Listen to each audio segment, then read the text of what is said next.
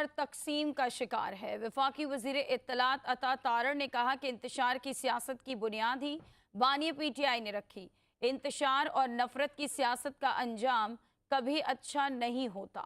ثابت ہو گیا کہ Bushra Bibi disinformation cell چلا رہی تھی۔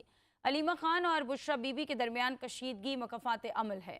ہمدردی کا بیانیہ بنانے کی کوشش کی جا رہی تھی۔ جیلر سے گفتگو میں مبینہ طور پر کہا کہ بانی پی ٹی آئی کو مارنے کی کوشش کی گئی۔ من گھڑت بیانیے کو علیمہ خان نے جھوٹا ثابت کر دیا۔